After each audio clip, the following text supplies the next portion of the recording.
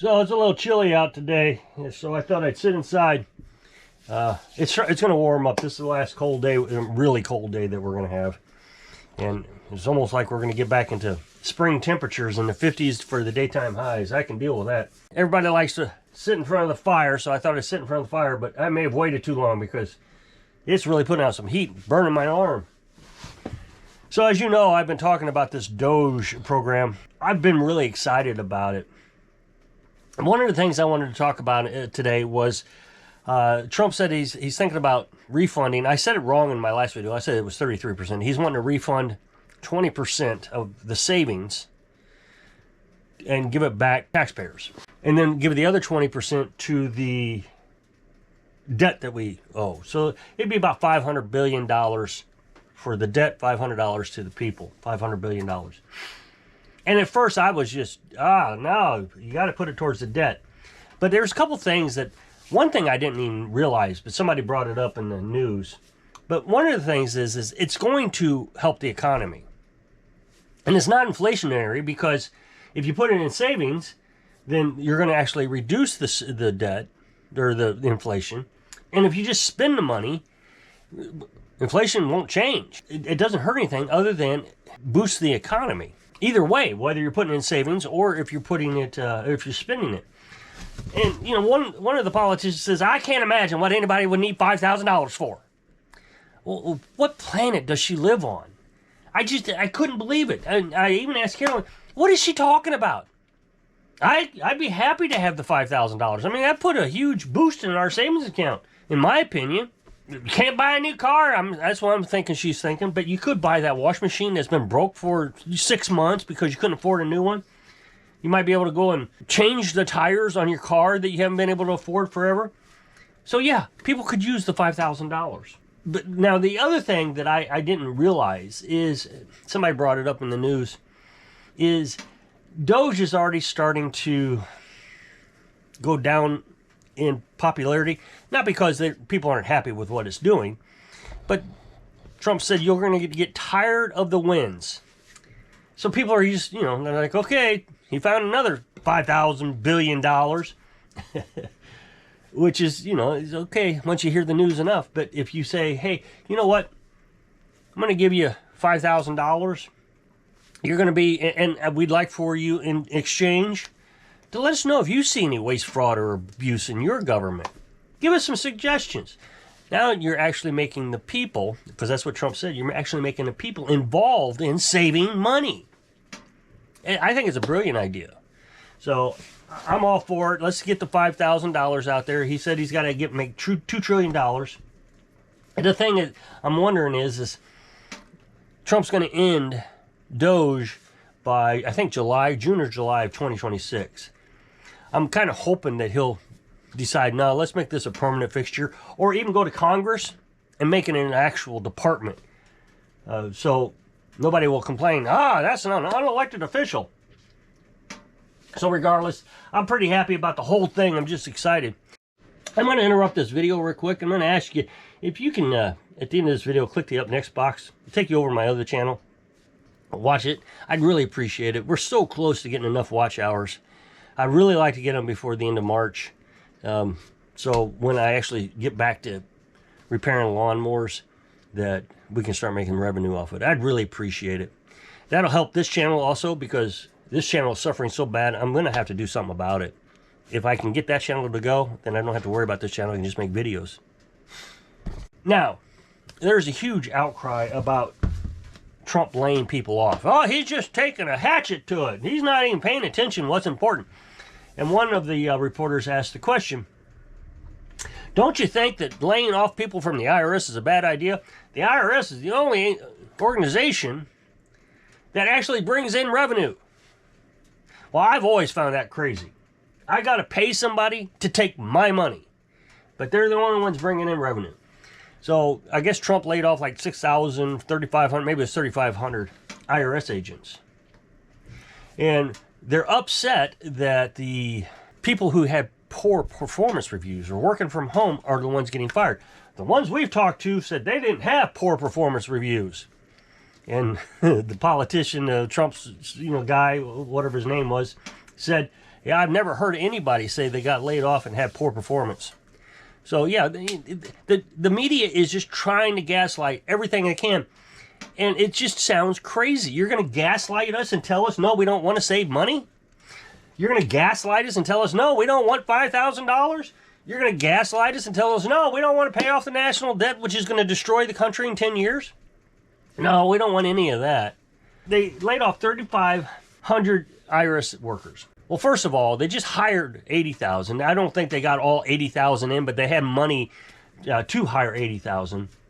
And the bulk of that money, those 80,000, was to find people who were making $600 or more on PayPal.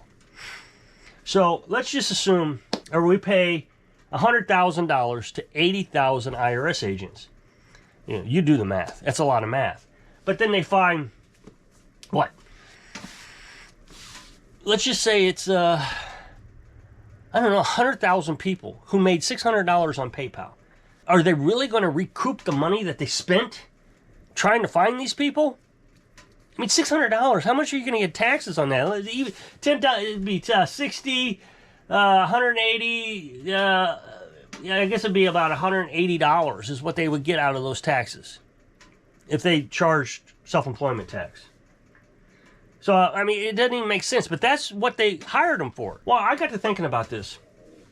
Trump fired 3,500 IRS agents, and those agents were assigned to the division that audits small businesses and self-employed. And I always found this amazing. You're going to go after, 3,500 people are going to go after probably the hardest working yet least amount of money making people on the planet. If you Google it, small businesses, their yearly income come to about $83,000 to about $150,000, maybe it was $120,000 per year, somewhere in that range. I know people are going to say $100,000, they're rich. I had to take my sweatshirt off. I'm starting to sweat, but my arm's going to get cooked, so I'm going to leave it over my arm. So $100,000, you're rich. Well, okay, fine. We can call them rich. What about the people making $83,000? That's not very rich. You figure they're also taxed higher than everybody else because they have to pay that unemployment tax, or the self-employment tax, excuse me, which is 15%. I pay it. Being on YouTube, having my own consulting firm years ago, I paid 15% where everybody else is paying 7.5%. I was corrected on this the other day, but I don't know how I can be corrected on this. I've been paying it most of my life. But okay, I'm wrong. You're wrong. That's not how it works. Well, you just go ahead and support the IRS all you want. I'm not going to. So I'm saying it's 15% because that's what I've been paying. So then you go and you Google, what's the average income of a self-employed person? And it's $34,000 a year. So we have all this money being spent to go after the poorest people in the country. Look, if you're rich, and I get it, it's just part of the deal. I mean, the entire development of our country has supported the rich. You know, you hear these politicians, oh, the rich get big tax breaks. Okay, then change it. Change it. Make sure they have no deductions. Make sure they pay their fair share, but they never do it. There's no rich tax. There's nothing like that.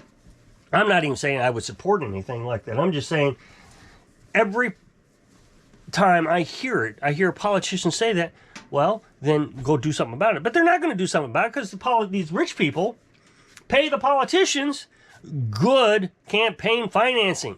Why would they go after their bread and butter? They're not going to. So who else do you go after? The middle class? Well, you can't go after the middle class. You just can't do it. There's too many of them. So you get voted out of office if you start attacking middle class. So who do you go after? You go after the poor. So I think most people would consider 34,000 right down there by the, the poor range, 84,000. That's just not a lot of money anymore these days. So let's go after the poor. That's the only place they can get their money from. There's not enough of them to really make a difference in the voting block. And they're too poor to go and do anything about it. It's not like they're going to go out and protest or anything. And small businesses and self-employed, they're just too busy. I mean, they're just too busy. They're poor and too busy. So they're not going to go out and cause a big stink. Probably don't even have time to write their congressman. So that's who you go after. I got to get that off the glass. I don't want that on the glass.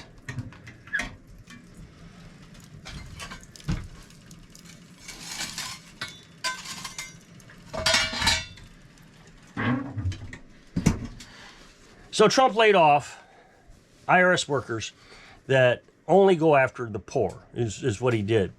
And this is a big crime. This is what's so infuriating to me, is the people who advocate that there is disparity in this country are the ones that are allowing the disparity. Can you imagine defending the concept that, no, people don't want $5,000? Are you crazy? That Trump's a madman. He's a fascist. He's giving money away to the poor. Oh, no. I mean, whether you agree with Robin Hood or not, that's what's happening here. Taking from the government, the king, the rich, and giving it to the poor. Robin Hood is giving out $5,000. So, you know, put a Robin Hood thing on Musk's head. That's what they did. Now, is it a bribe? It probably is a bribe. You're bribing the people to pay attention, is what you're doing. Pay attention to what's going on. We're making a difference. We're cutting government spending. We're reducing the debt. And you got the people over here on the left saying it's all nuts. It's fascist. Well, how is it? You know, I can't imagine that the ruler of Germany back in the 30s, I'm not going to mention his name because it always gets your video flagged with YouTube. I can't imagine that he decided, you know what I'm going to do? Here's what I'm going to do. I'm going to reduce the size of the government. I'm going to reduce my, I can't say the word, army. And I'm going to give the money back to the people. No, that's not what he did. No, he took money, especially the people that he imprisoned. He took a lot of their money, took all their... And the thing is, the United States was heading down the same path. That's why we're in the mess we're in. Can you believe? I know people are going to argue with me and tell me you don't know history and all this. But they took gold from us. Franklin Delano Roosevelt said, it's illegal to own gold unless you got it on your ring. You can only have so much. So what they do, they took all that gold, made it the government's. That is theft of your property. So they took the gold, melted it down, and put it in the Kentucky Fort Knox. And the thing is we're not even sure it's still there. There's supposed to be, I think, $500 billion in Fort Knox. And it's supposed to be our reserve. That means if the government crashes, we have $500 billion that we can rely on. And although not directly tied to it anymore since Nixon, the dollar is still kind of dependent on the gold standard, indirectly. But it's still tied to it. And the way you look at it is okay, back in the 20s, I could buy a car, you know, something that was produced back then, and something that's produced, firewood. Let's say a quart of firewood you could buy with a half an ounce of gold. And today you can buy a quart of firewood for a half an ounce of gold.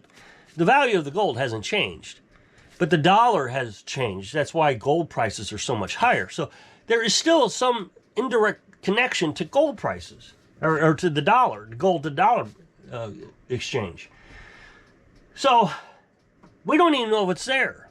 And so when you want to go audit it, you got to go through hoops to audit it. And most of the executive branches in the past have not approved it. Senators want to go down there. No, we're not going to go down there. What I want to see is pictures. I mean, real pictures. Like, there it is. And, you know, somebody biting on the gold and leaving a dent. That's what I want to see. I don't trust anybody to go down there and tell me the truth.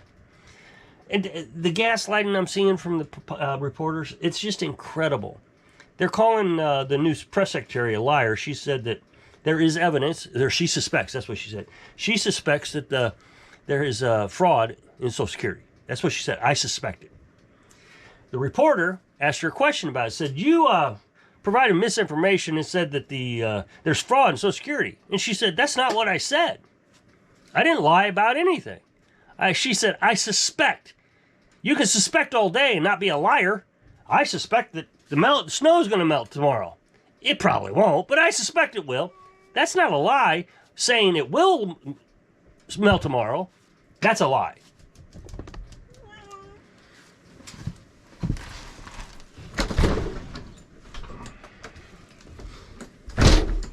So I'm pretty excited about this stuff, and I hope we can continue down this path for a long time. I hope they solidify this Doge. So if you'll click this up next box, it'll take you to a video to my new channel.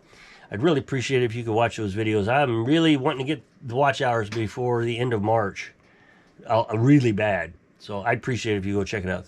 So if I can inspire you to trust Robin Hood, single of your dreams. Thanks for watching.